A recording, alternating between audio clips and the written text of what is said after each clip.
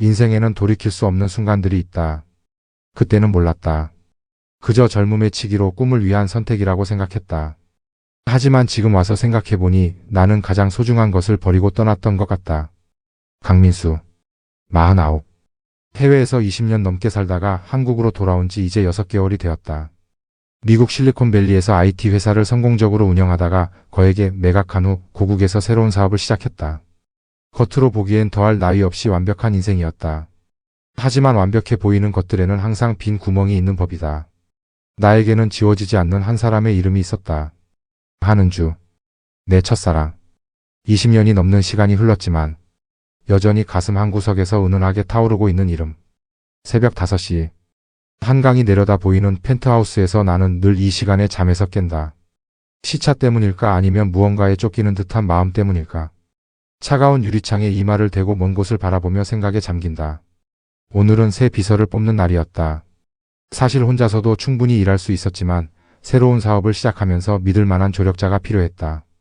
이미 서너 명의 지원자들과 면접을 마쳤는데 모두 비슷비슷한 스펙과 정형화된 답변들 뿐이었다. 마지막 지원자가 회의실 문을 열고 들어왔다. 27살의 젊은 여성. 단정한 정장 차림에 자신감 있는 걸음걸이. 그런데 그 순간 내 심장이 이상하게 요동쳤다. 어디서 본 얼굴 같은데. 아니다. 분명히 처음 보는 사람인데 왜 이렇게 친숙하지? 웃을 때 살짝 들리는 웃음소리, 고개를 갸웃하며 생각하는 습관, 말끝을 부드럽게 올리는 억양까지도. 모든 것이 기억 속 그 사람을 은주를 떠올리게 했다. 이름은 박지연. 경영학을 전공했고 영어와 일본어 모두 유창하다고 했다. 이전 회사에서의 경력도 흠잡을 데 없었다. 하지만 그런 완벽한 스펙보다도 더 내 마음을 사로잡은 것은 그녀가 풍기는 묘한 기시감이었다. 면접 내내 나는 집중할 수가 없었다. 그녀의 대답을 듣고 있으면서도 자꾸만 과거로 빨려 들어갔다. 17살의 은주가 처음 만났던 그날의 은주가 자꾸 겹쳐 보였다. 면접이 끝나고 그녀가 나간 후에도 한참을 멍하니 앉아 있었다. 손끝이 미세하게 떨렸다. 왜 이렇게 가슴이 두근거리는 거지? 왜 자꾸 은주가 생각나는 거지? 설마. 아니다. 그럴 리가 없어. 단순히 닮았을 뿐이야. 20년이 넘는 세월이 흘렀는데 우연의 일치일 뿐이다. 하지만 마음 한구석에서는 이미 알고 있었다. 결정은 내려졌다는 걸. 박지연을 뽑을 거라는 걸. 그리고 이것이 단순한 우연이 아닐지도 모른다는 걸. 어쩌면 운명이라는 것은 이런 모습으로 다시 찾아오는 것일까. 다른 얼굴로 다른 이름으로 하지만 똑같은 떨림으로. 나는 창밖을 바라보며 중얼거렸다. 이번에는 놓치지 말아야겠다. 시간이 거꾸로 흘러가는 것 같았다. 마치 오래된 필름을 되감는 것처럼 한 장면씩 천천히 되돌아가고 있었다. 17살 여름 그 뜨겁고 풋풋했던 시절로. 아직 세상의 모든 것이 가능해 보이던 그때로. 그때의 나는 평범한 고등학생이었다. 키는 평균 정도, 성적도 중간 정도, 운동도 그저 그런 수준. 특별할 게 하나도 없는 그야말로 흔디흔한 아이였다. 교실 뒤쪽 창가 자리에 앉아 멍하니 하늘을 바라보는 게 유일한 취미였던 소년. 그런 내게 은주가 나타났다. 3월의 어느 화창한 날 담임 선생님을 따라 교실에 들어온 전학생. 검은 머리를 귀 뒤로 넘기며 수줍게 인사하는 모습이 마치 드라마의 한 장면 같았다. 그 순간부터 교실의 공기가 달라졌다. 남학생들의 시선이 모두 그녀에게 집중되었고 여학생들은 묘한 경계심을 드러냈다. 한은주. 이름조차 아름다웠다. 전학을 온 지 한 달 만에 학급 대부분의 남학생들이 그녀에게 관심을 보였다. 축구부 에이스부터 시작해서 학급 회장, 심지어 평소 여학생들에게 관심도 없던 모범생까지. 모두가 그녀의 관심을 끌려고 애썼다. 하지만 신기하게도 은주는 나를 선택했다. 왜였을까? 지금까지도 정말 모르겠다. 잘생긴 것도 아니고 공부를 특별히 잘하는 것도 아니고 운동을 잘하는 것도 아닌 나를. 어쩌면 그런 평범함이 오히려 특별해 보였던 걸까? 처음 대화를 나눈 건 4월 말이었다. 급식실에서 혼자 밥을 먹고 있는 나에게 다가와 앉더니 자연스럽게 말을 걸었다. 좋아하는 음악, 취미, 장래, 희망 같은 사소한 것들. 그런데 이상하게 대화가 끊어지지 않았다. 마치 오래전부터 알고 지낸 친구처럼 편안하고 자연스러웠다. 처음 손을 잡던 나를 지금도 생생히 기억한다. 5월의 어느 오후 방과 후 빈 교실에서 수학과제를 하고 있었다. 복잡한 미적분 문제에 머리를 싸매고 있는데 은주가 조용히 다가와 내 옆자리에 앉았다. 그리고는 아무 말 없이 연필을 든 내 손 위에 자신의 손을 살짝 올려놓았다. 그 순간의 전율을 어떻게 설명할 수 있을까? 온몸에 전기가 흐르는 것 같았다. 심장이 터질 듯이 뛰었고 숨이 가빠왔다. 하지만 동시에 세상에서 가장 평화롭고 안전한 기분이었다. 마치 오랫동안 찾고 있던 퍼즐의 마지막 조각을 맞춘 것 같은 완벽한 순간이었다. 민수야, 나 너 좋아해. 그녀의 목소리는 떨리고 있었다. 볼이 빨갛게 달아올라 있었고 눈동자는 불안하게 흔들리고 있었다. 하지만 그 눈빛만큼은 확고했다. 진심이었다. 나도 좋아해, 은주야. 그렇게 우리는 연인이 되었다. 첫사랑이라는 건 정말 마법 같은 것이었다. 그녀가 웃으면 세상이 밝아지고 그녀가 슬퍼하면 내 마음도 함께 아팠다. 그녀의 모든 것이 소중했다. 연필을 깨물며 생각에 잠기는 모습, 웃을 때 살짝 드러나는 송곳니, 화날 때 볼을 부풀리는 습관까지도. 학교 뒤편 작은 공원은 우리만의 비밀 장소였다. 방과 후가 되면 그곳에서 만나 도시락을 나눠 먹거나 숙제를 함께 했다. 늦은 오후의 따스한 햇살 아래에서 그녀와 나누는 시간들은 꿈만 같았다. 방과 후 도서관에서는 서로 다른 책을 읽으면서도 손만은 꼭 잡고 있었다. 주말 영화관에서는 영화보다 서로를 더 많이 바라봤다. 우리만의 추억들이 하나 둘씩 쌓여갔다. 첫 데이트, 첫 키스, 처음으로 서로의 집에 초대받던 날, 생일마다 정성스럽게 준비한 선물들, 시험 기간에 함께 밤을 새우며 공부하던 기억들. 모든 것이 소중하고 특별했다. 여름방학 때였다. 7월의 무더운 오후 부모님이 모두 일하러 나가신 빈 집에서 우리는 처음으로 서로의 전부를 나누었다. 어색하고 서툴렀지만 그 순간만큼은 세상에서 가장 완벽했다. 은주의 떨리는 숨소리, 뜨겁게 달아오른 피부, 서로를 바라보는 간절한 눈빛. 사랑한다는 말을 수없이 속삭이며 서로를 확인했다. 그때의 나는 믿어 의심치 않았다. 우리가 평생 함께 할 거라고. 대학도 같은 곳으로 가고 졸업하면 결혼도 하고 예쁜 아이들도 낳아서 행복하게 살 거라고. 미래에 대한 계획들을 세우며 행복해했다. 얼마나 순수하고 철없었던지. 하지만 인생이라는 건 항상 예측할 수 없는 방향으로 흘러간다. 고3이 되던 해 3월 갑작스러운 소식이 날벼락처럼 떨어졌다. 아버지가 사업상 문제로 미국으로 이민을 가야 한다고 하셨다. 그것도 6개월 안에. 망연자실했다. 왜 하필 지금이어야 하는 거지? 대학 입시를 앞둔 중요한 시기에, 그리고 은주와 가장 행복한 시간을 보내고 있는 지금에. 부모님을 설득해보려 했다. 혼자 한국에 남겠다고 친척집에서라도 살겠다고 애원했다. 하지만 소용없었다. 가족이 함께 가야 한다는 아버지의 뜻은 확고했다. 은주와 함께 울던 날들이 이어졌다. 헤어지자는 말은 차마 꺼낼 수 없었고 그렇다고 먼 거리 연애를 할 자신도 없었다. 18살의 우리에게는 태평양이 너무나 넓고 깊었다. 시차도 문제였고 통화비도 문제였고 무엇보다 서로의 일상을 공유할 수 없다는 것이 가장 큰 문제였다. 출국 전날 밤 우리는 처음 만났던 그 공원에서 마지막 시간을 보냈다. 벤치에 앉아 서로를 꼭 안고 있었지만 말은 별로 나오지 않았다. 무슨 말을 해도 부족할 것 같았고 무슨 약속을 해도 지킬 수 없을 것 같았다. 민수야, 꼭 연락해. 매일은 아니어도 가끔씩이라도. 당연하지. 나 없으면 안 되잖아. 하지만 둘 다 알고 있었다. 이것이 끝이라는 걸. 첫사랑은 아름답지만 현실 앞에서는 너무나 무력하다는 걸. 사랑만으로는 극복할 수 없는 것들이 세상에는 너무 많다는 걸. 그 밤이 지나고 나는 떠났다. 뒤돌아보지 않으려고 애썼지만 비행기 창문으로 점점 작아지는 한국 땅을 바라보며 눈물을 흘렸다. 그때는 몰랐다. 그 이별이 20년 넘게 내 가슴에 상처로 남을 줄은. 미국에서의 첫 달은 지옥 그 자체였다. 뜨거운 캘리포니아 햇살 아래에서도 내 마음은 한겨울처럼 차갑고 메말라 있었다. 언어의 장벽은 예상했지만 이렇게까지 고립감을 느낄 줄은 몰랐다. 아침에 눈을 뜨면 가장 먼저 드는 생각은 은주였다. 지금 한국은 몇 시일까? 그녀는 뭘 하고 있을까? 문화적 차이도 생각보다 컸다. 미국 친구들의 농담을 이해할 수 없을 때면 혼자만 어색하게 웃어야 했고 그럴 때마다 은주가 더욱 그리워졌다.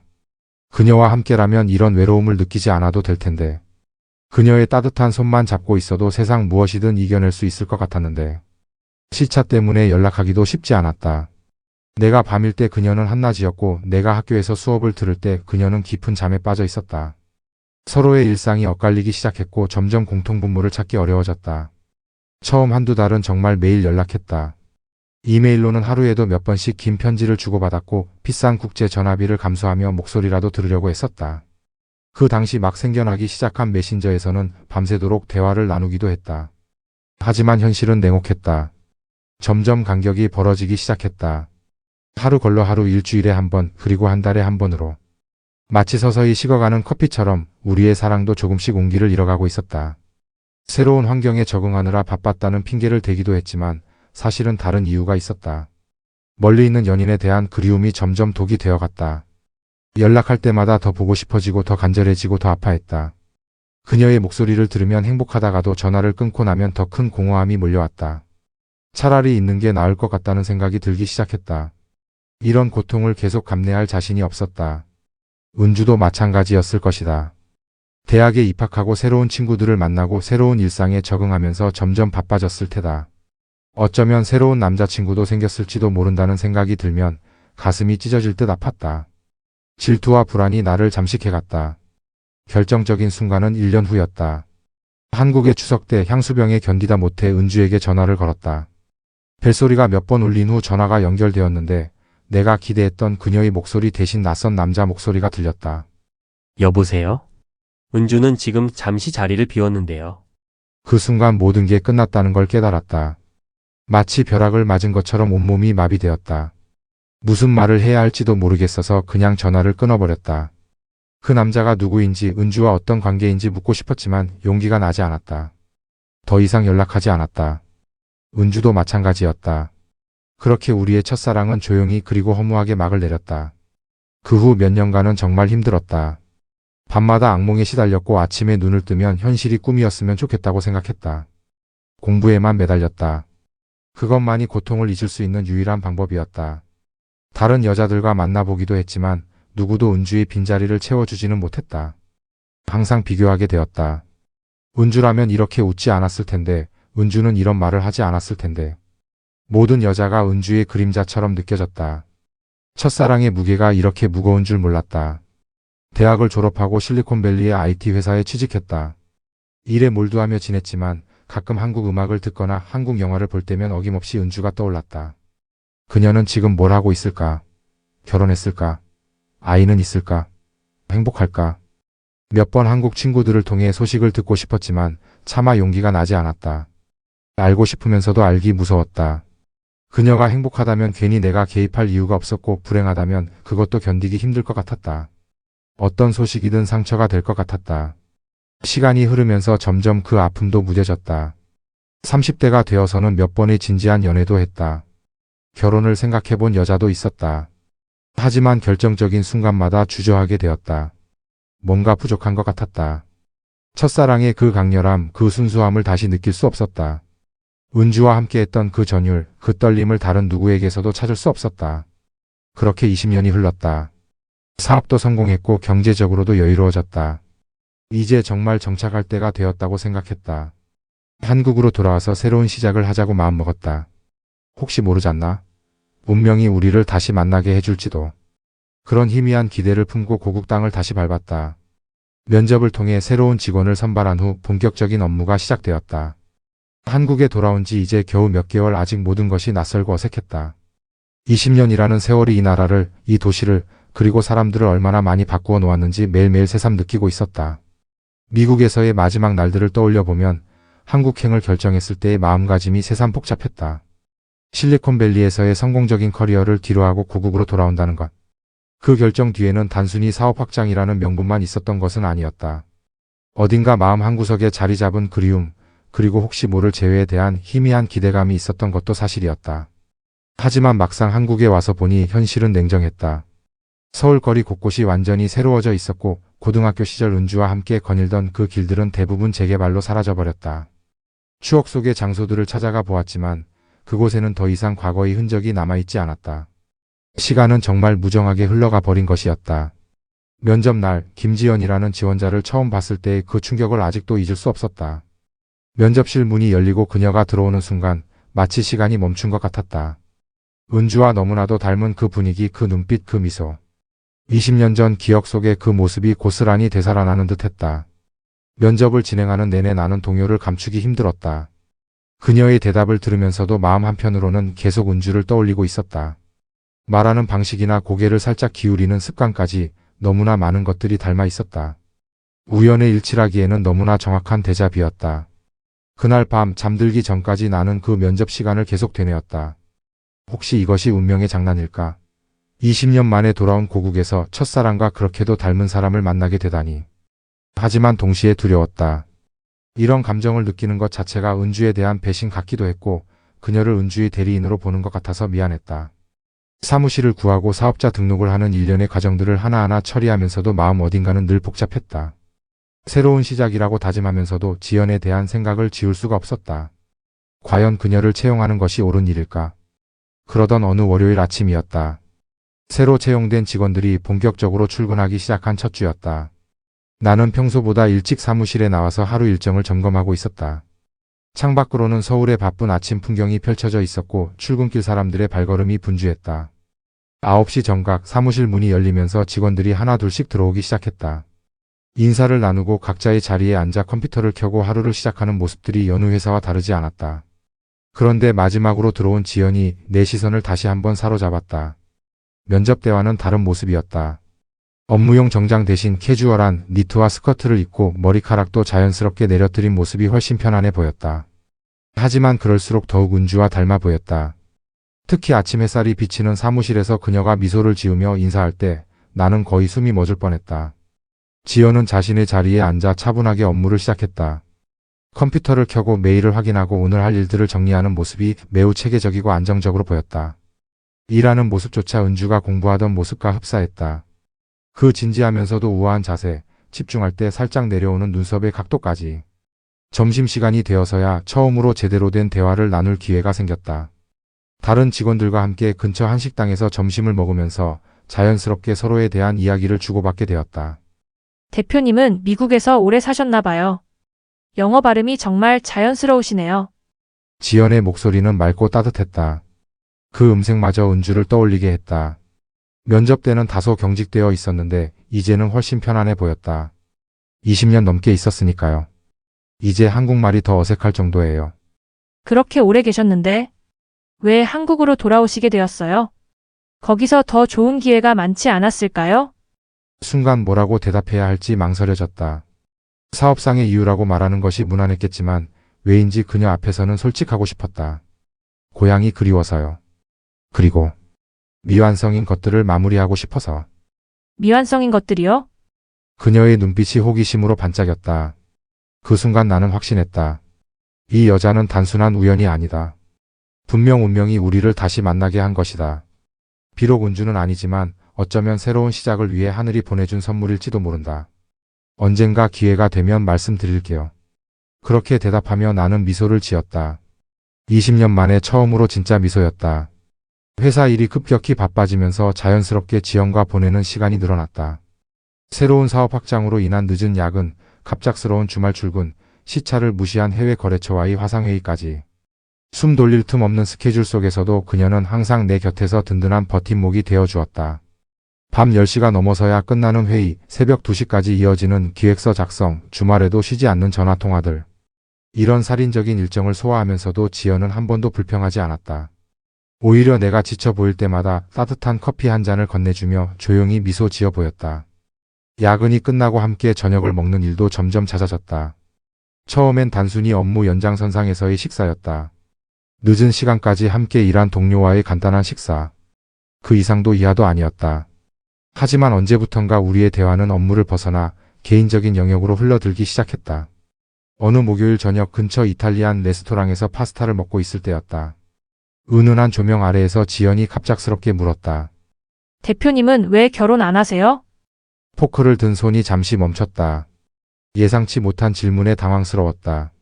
그동안 수많은 사람들이 했던 질문이지만 왜인지 그녀가 물어보니 다르게 들렸다.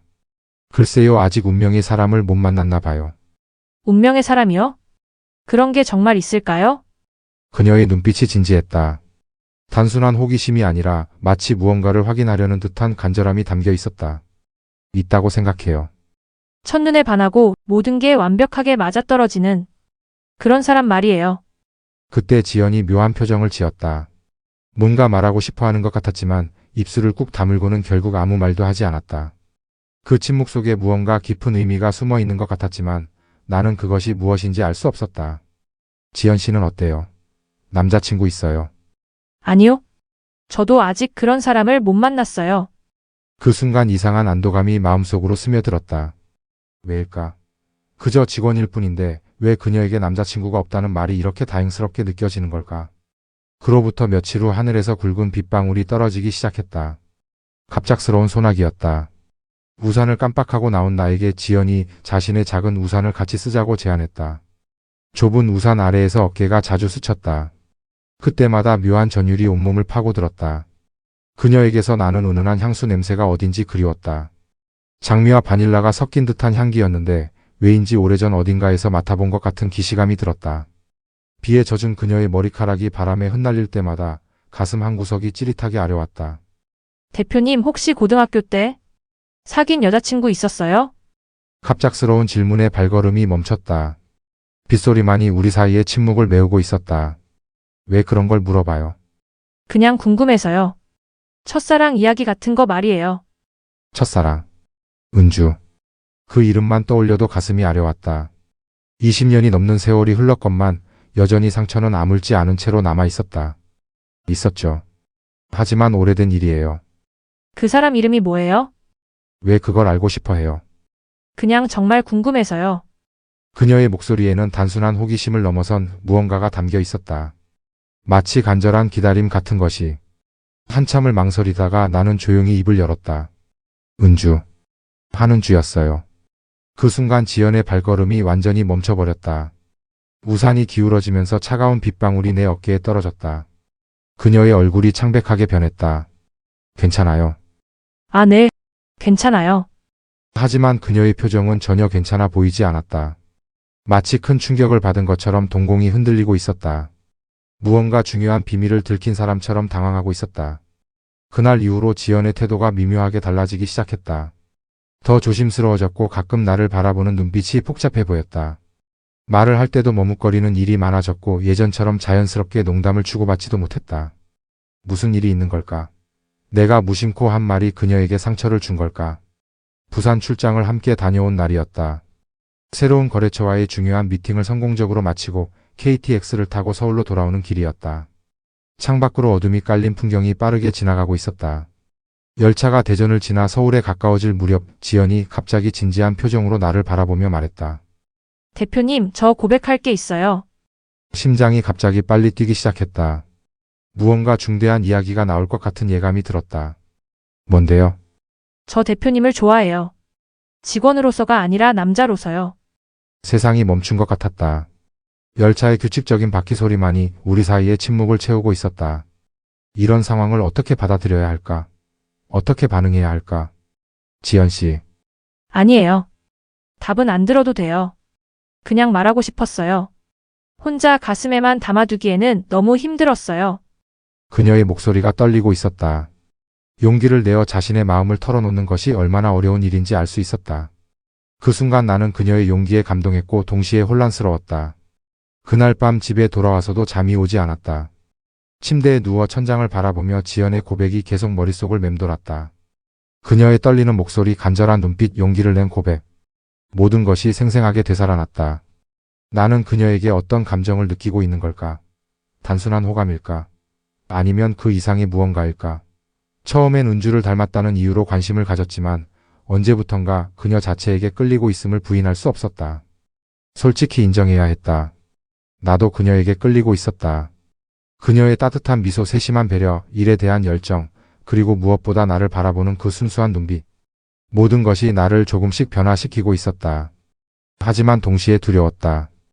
은주에 대한 기억이 아직도 선명한데 새로운 사랑을 시작할 준비가 되어 있는 걸까? 그녀가 단지 은주의 대체물은 아닐까? 이런 복잡한 감정으로 그녀를 아프게 하는 건 아닐까? 새벽이 될 때까지 잠들지 못했다. 창밖으로 희미하게 밝아오는 하늘을 바라보며 생각했다. 어쩌면 운명은 정말로 존재하는 것일지도 모른다. 다만 우리가 생각하는 것과는 다른 모습으로 찾아올 뿐이다. 지연의 고백 이후 우리 사이의 공기가 완전히 달라졌다. 마치 투명한 유리벽이 하나 생긴 것 같았다. 예전처럼 자연스럽게 농담을 주고받을 수도 없었고 심지어 일상적인 업무 대화조차 어딘지 모르게 어색하고 조심스러웠다. 하지만 동시에 이전과는 비교할 수 없을 정도로 강렬하고 위험한 긴장감이 우리 사이에서 맴돌고 있었다. 그녀가 커피를 건넬 때 손끝이 스치기라도 하면 전기가 흐르는 것 같았고 회의 중에 그녀의 시선과 마주치면 가슴이 두근거렸다. 이런 감정을 느끼는 자신이 한편으론 당황스러웠고 다른 한편으론 오랫동안 잊고 있었던 설렘을 다시 느낄 수 있다는 것이 반가웠다. 회사 창립 1주년 기념 파티가 있던 5월의 어느 금요일 저녁이었다. 강남의 한 호텔 레스토랑을 통째로 빌려서 임직원들과 함께 성대한 만찬을 열었다. 모든 직원들이 평소보다 화려하게 차려입고 나와 축제 분위기를 만끽하고 있었다. 지연도 평소 단정한 정장 대신 우아한 원피스를 입고 나타났는데 그 모습이 너무나 아름다워서 한순간 넋을 잃고 바라볼 뻔했다. 저녁 식사를 마치고 2차로 같은 호텔 내의 스카이 라운지로 자리를 옮겼다. 야경이 한눈에 내려다 보이는 멋진 공간에서 직원들은 335 모여 담소를 나누고 있었다. 와인 한두 잔이 들어간 상태에서 분위기는 한껏 부드러워져 있었다. 그때 지연이 조용히 내 옆자리로 다가와 앉았다. 은은한 조명 아래에서 그녀의 얼굴이 더욱 아름답게 보였다. 살짝 상기된 볼, 촉촉하게 젖은 입술, 그리고 무엇보다 나를 바라보는 그 간절한 눈빛이 마음을 흔들었다. 대표님, 제 고백에 대해서 답은 안 하실 거예요? 목소리가 평소보다 낮고 부드러웠다. 와인 때문이었을까 아니면 용기를 내기 위해서였을까? 지연 씨, 우리는 직장 상사와 부하 직원이라서요? 나이 차이가 많이 나서요? 그녀의 눈빛이 예리해졌다. 마치 내 마음속을 꿰뚫어 보는 것 같았다. 그것도 있지만 다른 이유가 있는 거예요? 대답할 수 없었다. 정말 다른 이유가 있었다. 그녀를 볼 때마다 자꾸만 은주가 떠오른다는 것. 혹시 그녀에 대한 이 감정이 진짜 그녀 자신에게 향하는 것인지 아니면 은주에 대한 그리움이 투영된 착각인지 확신할 수 없다는 것. 이런 복잡한 감정으로 그녀를 상처 주고 싶지 않다는 것. 시간을 주세요. 조금 더 생각해 봐야겠어요. 알겠어요. 얼마든지 기다릴게요. 그녀의 대답은 담담했지만 목소리 끝에서 희미한 떨림을 느낄 수 있었다. 파티가 끝나고 나는 지연을 집까지 바래다 주겠다고 제안했다. 다른 직원들은 대부분 택시나 지하철로 흩어졌고 우리만 내 차에 남았다. 강남에서 그녀가 사는 성수동까지는 한강을 끼고 도는 야경 드라이브 코스였다. 차 안은 고요했다. 라디오에서 흘러나오는 잔잔한 재즈 음악과 한강변을 스치는 바람 소리만이 우리 사이의 침묵을 채우고 있었다. 하지만 그 침묵이 불편하지 않았다. 오히려 편안하고 자연스러웠다. 저희 엄마 얘기해도 될까요? 신호등에 걸려 잠시 멈춘 차 안에서 지연이 조심스럽게 입을 열었다. 그럼요. 엄마는 제가 어렸을 때부터 늘 첫사랑 얘기를 하셨어요. 고등학교 때 정말 사랑했던 남자가 있었는데 그 사람이 갑자기 미국으로 떠나면서 헤어지게 되었다고. 심장이 쿵하고 떨어지는 것 같았다. 설마 하는 불길한 예감이 스며를 지나갔다. 그 사람 이름이 뭐라고 하셨어요? 목소리가 떨렸다. 아무렇지 않은 척 물어보려 했지만 감정이 그대로 드러났다. 민수 강민수요. 엄마는 평생 그 사람을 잊지 못했어요. 다른 남자와 결혼해서 저를 낳았지만 마음 한구석에는 항상 그 사람이 있었대요. 가끔 멍하니 앉아 계실 때면 그 이름을 혼잣말로 중얼거리시기도 했고 제가 뭔가 잘못했을 때는 내가 민수 아저씨 닮아서 그런가 봐라고 말씀하시기도 했어요.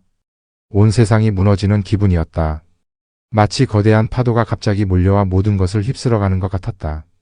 설마 이런 일이 현실에서 일어날 수 있는 건가? 이런 우연이 정말로 존재할 수 있는 건가? 지연 씨. 왜 그러세요? 갑자기 안색이 안 좋아 보이는데. 아니에요. 그냥 차를 길가 안전한 곳에 세우고 한참을 생각에 잠겼다. 손이 떨려서 핸들을 제대로 잡을 수도 없었다. 이게 말이 되나? 내 첫사랑 은주의 딸이 바로 지연이라고? 그리고 나는 모르는 사이에 그 딸을 사랑하게 된 거라고? 이런 운명적인 우연이 정말로 가능한 건가? 혹시 어머님이 하는 주 맞나요? 더 이상 참을 수 없어서 조심스럽게 물어보았다. 지연이 깜짝 놀라 눈을 크게 뜨며 나를 바라보았다. 어떻게 아세요? 설마 엄마를 아세요? 모든 퍼즐 조각이 완벽하게 맞아떨어지는 순간이었다. 왜 그녀가 처음 봤을 때부터 그렇게 낯익었는지, 왜 웃는 모습이 그렇게 그리웠는지, 왜 말하는 습관이나 고개를 갸웃하는 모습이 모두 은주를 닮았는지. 모든 의문이 한순간에 해결되었다. 저가 바로 그 강민수예요. 내 목소리도 떨리고 있었다. 이런 고백을 할 줄 꿈에도 생각하지 못했다. 지연의 눈이 동그랗게 커졌다. 마치 세상에서 가장 믿기 어려운 이야기를 들은 사람처럼. 아? 그럼 대표님이. 네, 어머님의 첫사랑이에요. 그 순간 둘 다 완전히 말을 잃었다. 차 안은 숨 막힐 듯한 정적에 휩싸였다. 너무나 충격적이고 복잡한 상황이었다. 나는 첫사랑의 딸을 모르는 사이에 사랑하게 된 거고 지연은 어머니가 평생 그리워했던 그 남자를 사랑하게 된 거였다. 운명이라는 게 정말 존재한다면 이런 모습일까? 30년 전에 이루지 못한 사랑이 다음 세대를 통해 다시 만나게 되는 것일까? 아니면 이건 운명이 아니라 잔혹한 장난일까? 지연의 얼굴에는 당황, 놀라움, 혼란, 그리고 뭔가 깨닫는 듯한 표정이 차례로 지나갔다. 그녀도 지금까지 느꼈던 묘한 기시감의 정체를 깨달은 것 같았다. 그럼 제가 대표님에게 끌린 건 어머니 때문인 건가요? 어머니가 늘 그 사람 얘기를 해서 무의식적으로. 아니에요. 그럴 리 없어요. 감정이라는 건 그렇게 단순하지 않죠. 하지만 정말 그럴까? 나 자신도 확신할 수 없었다. 내가 지연에게 느끼는 감정이 순수하게 그녀 개인에게 향하는 것일까? 아니면 은주에 대한 그리움이 투영된 것일까? 그날 밤 각자 집으로 돌아간 후에도 잠들 수 없었다. 창밖으로 새벽이 밝아올 때까지 이 복잡한 상황에 대해 생각했다. 사랑과 운명, 우연과 필연, 과거와 현재가 뒤섞인 이 기이한 상황을 어떻게 받아들여야 할지 알 수 없었다. 진실을 알게 된 후 며칠간 나는 지연을 의도적으로 피했다.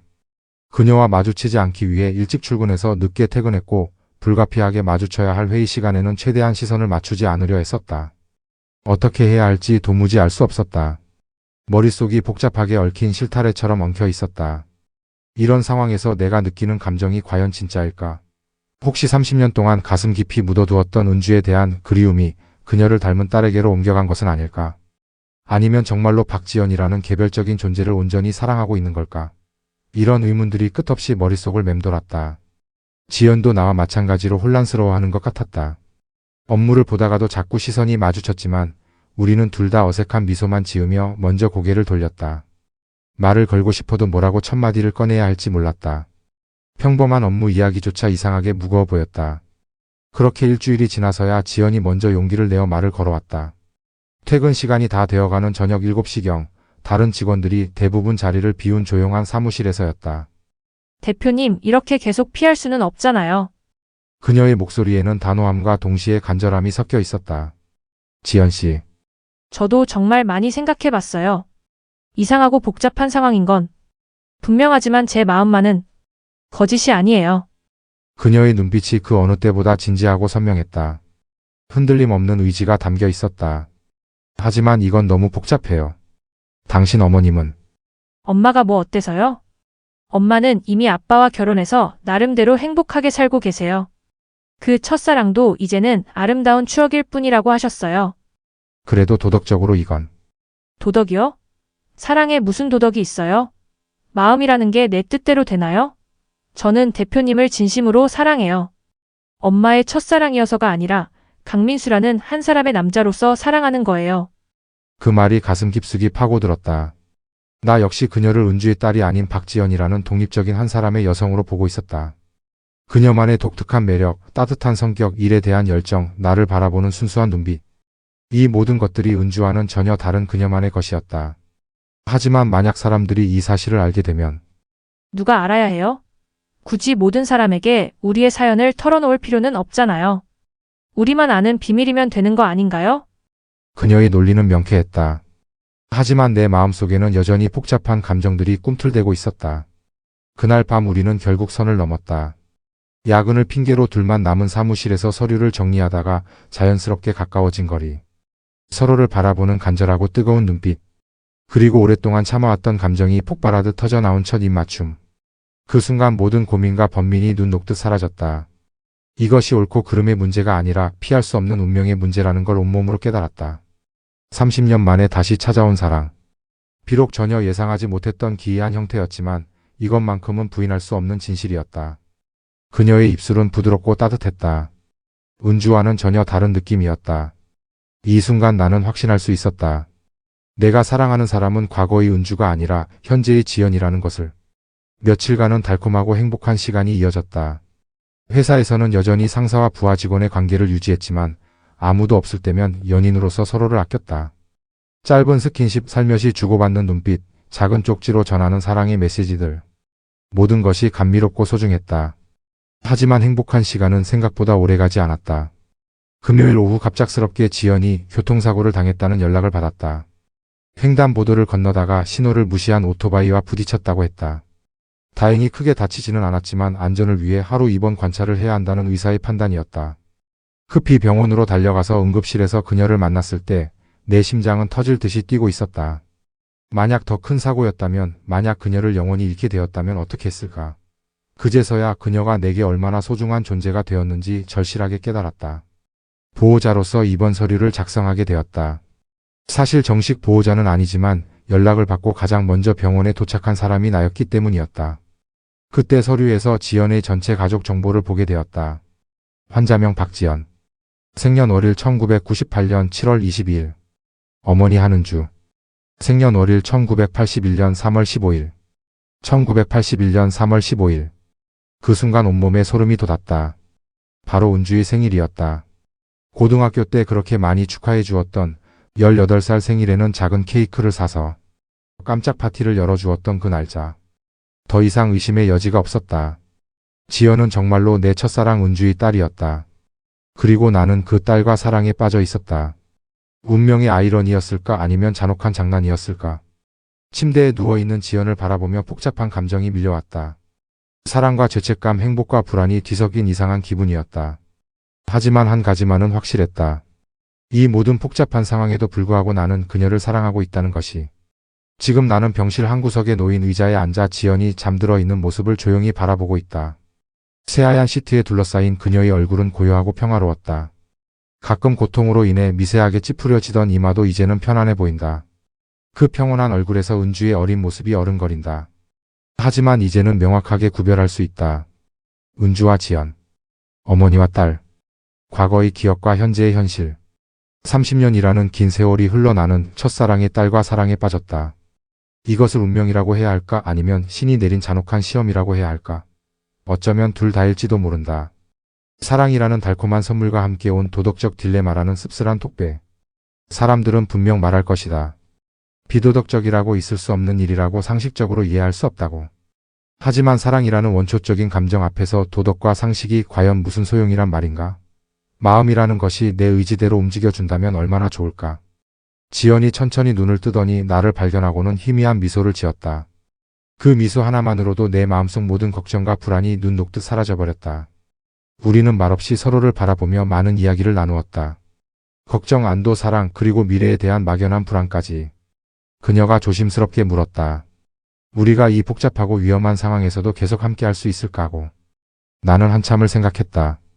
쉽지 않을 것이다. 세상의 시선도 차갑고 도덕적 부담도 무겁고 무엇보다 은주에 대한 죄책감도 있다. 하지만 포기할 수는 없다. 30년을 기다린 이 감정을 이제 막 꽃피우기 시작한 이 사랑을. 나는 그녀에게 말했다. 우리가 함께라면 할 수 있다고. 그리고 그 순간 나는 정말로 그렇게 믿었다. 사랑의 힘을 믿었다. 운명의 의미를 받아들이기로 했다. 은주에 대한 이야기는 절대 하지 말자고 약속했다. 이건 오직 우리만이 간직해야 할 비밀이다. 세상 그 누구도 알 필요 없는 우리만의 특별한 사연. 지연이 내 손을 꼭 잡았다. 따뜻한 체온이 손끝을 통해 전해졌다. 이 순간만큼은 다른 모든 복잡한 생각들을 잊고 싶었다. 하지만 마음 깊은 곳에서는 이미 알고 있었다. 언젠가는 이 비밀이 세상에 드러날 거라는 걸. 그때가 오면 우리는 어떤 선택을 해야 할지. 사랑을 택할 것인가 아니면 세상의 시선에 굴복할 것인가. 운명은 참으로 기묘한 장난을 친다. 때로는 달콤한 선물을 주기도 하고 때로는 혹독한 시험을 내리기도 한다. 이번에는 둘 다인 것 같다. 사랑이라는 가장 아름다운 선물과 함께 온 도덕적 딜레마라는 가장 어려운 시험. 하지만 후회는 없다. 지연을 만난 것도 그녀를 사랑하게 된 것도 이 모든 복잡한 상황에 휘말리게 된 것도 모든 것이 운명이었다면 기꺼이 받아들이겠다. 첫사랑이 아픈 기억 속에서 기적처럼 피어난 새로운 사랑을. 비록 세상이 이해하지 못할지라도 비난의 시선을 받을지라도 우리는 우리만의 방식으로 사랑할 것이다. 조심스럽게 때로는 숨어서 하지만 진실하게. 그것이 운명이 우리에게 내린 숙제이니까. 지연이 다시 잠에 빠져들었다. 고른 숨소리가 조용한 병실의 평화로움을 가져다 주었다. 나는 그녀의 손을 여전히 꼭 잡고 창밖을 바라봤다. 어느새 새벽이 밝아오고 있었다. 새로운 하루의 시작이자 우리의 진짜 시작. 첫사랑의 그림자는 이제 더 이상 아픈 기억 속의 그림자가 아니다. 살아 숨쉬는 현실이 되었다. 복잡하고 위험하고 때로는 고통스럽지만 그래서 더욱 간절하고 소중한 현실이다. 구독, 좋아요는 늘 감사합니다.